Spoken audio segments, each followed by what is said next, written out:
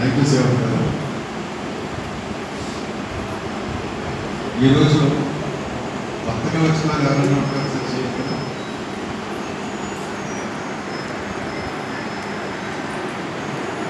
Welcome.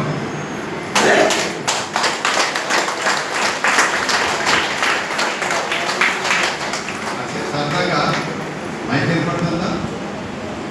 బాగానే ఉందా?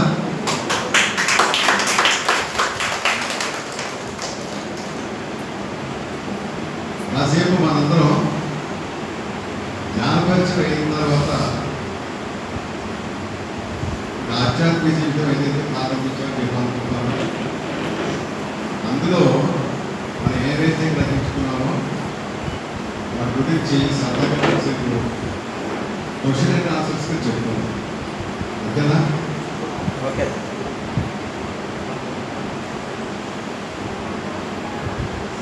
రేపు 21వ తారీఖు ఏంటి?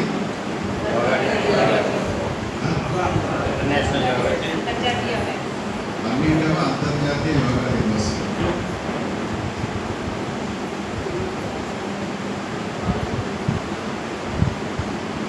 మనందరం ఈ మీడియాలో ఈ మధ్య చూస్తున్నాం. అందరూ కొంతమంది వినే ఉంటారు,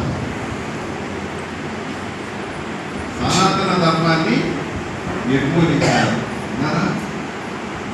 సనాతన ధర్మాన్ని నిర్మూలించారు. ఇప్పుడు సనాతన ధర్మానికి నిలబడిన వారు ఎవరు? ఆ నిలబడిన వారు నిర్మూలించాలి అని చెప్పి అడిగేవారు ఎవరు? సనాతన ధర్మం అంటే మనకు ఉన్నటువంటి ఒక అభిప్రాయం ఏదైతే ఉందో దాన్ని ఒకసారి చెప్తాను. అంతగా మనందరం యాదవులు అందరం సనాతన ధర్మంలో భాగమా కాదా? మనందరం సనాతన ధర్మంలో భాగమా కాదా? భాగం కాదనుకుని చేయదు. మనందరం సనాతన ధర్మంలో భాగమేనా?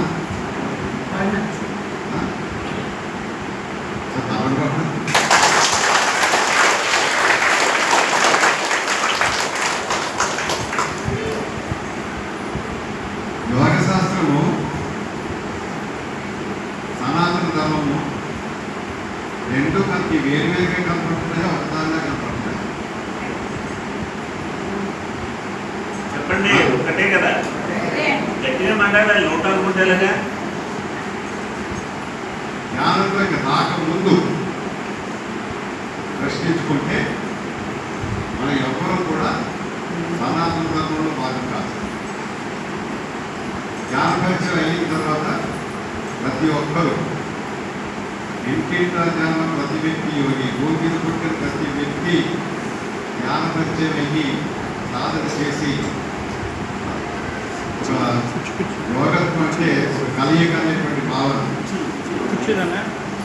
ఆ భావంతో ఎవరైతే తయారవుతారో వాళ్ళు ఈ దేశంలో పుట్టినా, హిందూ మతంలో పుట్టినా, ఇతర దేశాల్లో వేరే వేరే మతాల్లో పుట్టినా వాళ్ళందరూ కూడా సనాతన ధర్మంలో భాగమే. ఈ విషయం తెలియక దీనికి కూడా రాజకీయ రంగం పొడిగి ఈ యొక్క ఆధ్యాత్మిక శాస్త్రం సనాతన ధర్మం అని ఒకప్పుడు ఏదైతే చూసామో దాన్ని ఈరోజు మనం యోగ శాస్త్రం అనో, ధ్యాన శాస్త్రం అని, ఆధ్యాత్మిక శాస్త్రం అని ఏ పేర్లైతే మేము పూచుకుంటున్నామో ఇవన్నీ కూడా తల్లి ఎవరయ్యా అంటే మన పూర్వీకులు, మన వేదాలు, భగవద్గీత, మన ఉపనిషత్తులు ఎందరో మహానుభావులు. సార్ ప్రతిసారికి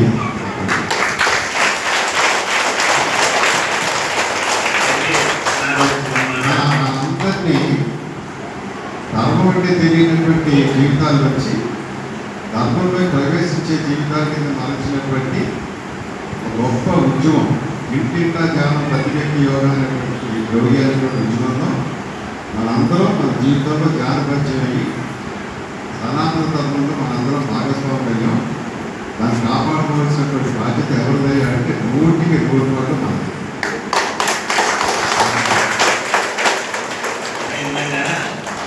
మనకి తెలియక రాజకీయ రంగం పిలుమన్నారు కదా, మనకి తెలియక కాదు, తెలుసు. సనాతన ధర్మం అంటే ఏంటో తెలియని వాడు కాదు, అన్ని చేసింది తెలిసిన వాడే. వాడు గొప్ప గడుపుకోవడానికి రాజకీయం కోసం దీన్ని అడ్డు పెట్టుకుంటున్నాడే తప్ప వాడికి ఇంటికి వెళ్ళి చూడండి, వాడి ఇంట్లో కృష్ణుడు రాముడు ఫోటోలు ఉంటే పూజ చేస్తూ ఉంటాడు. పైకి రోడ్డు మీద వచ్చి రాజకీయం కోసం, ఓటు బ్యాంక్ కోసం, ఆ వర్గాలన్నీ కూడగట్టుకోవడం కోసం వాడు వేసేటువంటి ఎందుకు కూడా నిజంగా వాడికి లేక కాదు. దానికి ఆ మాయలో పడి అదే నిజమనుకునేటువంటి వాళ్ళు, ధ్యానంలోకి ఇంకా రానటువంటి వాళ్ళు కొన్ని కోటాను కోట్లు మంది ఉన్నారు. వాళ్ళందరూ అది నిజమనుకోవడానికి అవకాశం ఉందా లేదా? అటువంటి మాయలో కంటే అది పప్పం కట్టుకుంటారన్నా చూసారా?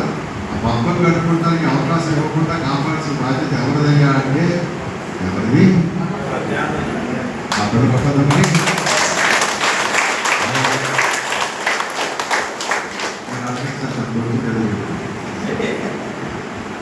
అసలు సనాతన ధర్మం అంటే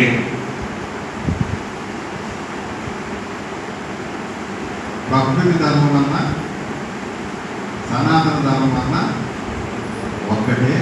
ప్రకృతి నియమాన్ని తెలుసుకునే ప్రయత్నం చేసేటువంటి ద్వారా ఏదైతే మనకి అందిందో దాన్ని మనం పేరు పెట్టుకుని ఏదైతే పిలుచుకున్నామో దాని పేరు సనాతన ధర్మము. ఎప్పుడూ ఉండేటువంటిది. ఈ అనంత కాలంలో అనంత విశ్వంలో ప్రకృతి నియమాలు ఎప్పుడు మార్పు చెందకుండా ఎలాగైతే ఉంటాయో ఈ యొక్క జీవితంలో కూడా మనందరం కూడా మరణం లేనటువంటి ఆత్మలో అటువంటి జీవన విధానాన్ని ఆత్మస్వరూపుడైనటువంటి మనం ఆత్మస్వరూపం ఉంటూ మనం ఇందాక మెడిటేషన్లో సార్ చెప్పినట్టుగా అనుభూతి చక్రాలు గురించి గురించి అనుభూతి చెంది మరణ భయం లేకుండా ఫియర్లెస్ స్వామి వివేకానంద ఏదైతే చెప్పారో అది చెప్పి ఏదైతే మానవ జాతి అందరికీ సందేశించారో ఆ స్థితికి ఒక ఫియర్లెస్నెస్, నేను చచ్చిపోతానేమో, నాకు ఏదైనా ఆపద వస్తుందేమో అనేటువంటి ఫీలింగ్ ఏ కొంచెం కూడా చోటు లేకుండా ఈ యొక్క ప్రకృతి నియమాలు అన్నీ జరుగుతూనే ఉంటాయి. ఆ జీవితాన్ని సాఫీగా చేసుకోవడం వరకే నాకు ఉన్నటువంటి పరిధుల్లో ఆ జీవితాన్ని సాఫీగా చేసుకోవడం అనేటువంటి దాంట్లో ఆ నియమానికి లోబడి జీవించడం అనేటువంటిది ప్రపంచానికి ఈ దేశం ఇచ్చినటువంటి గొప్ప బహుమతి. దాని పేరు సనాతన.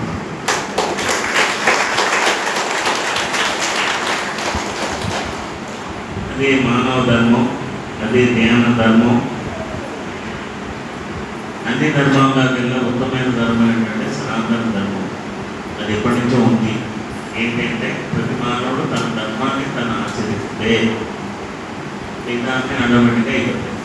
మానవుడు తన ధర్మాన్ని తను ఆచరించట్లేదంటే మనం మళ్ళీ రోడ్డు మీద ఎక్కాల్సి వస్తుందయ్యా అని కథ చెప్పారు. సో మీ యొక్క ధర్మం ఏంటో, ఈ బాధ్యత ఏంటో మీకు తెలియాలంటే మీలో మీరు ప్రయాణం చేయాలి. అందుకోసం ఇంటికి పెట్టాలి, ఊరు వెళ్ళాలి, ధ్యానం చెప్పాలి అనే విషయం తీసుకుని ఆయన ఏ ఒక్క రోజు సెలవులు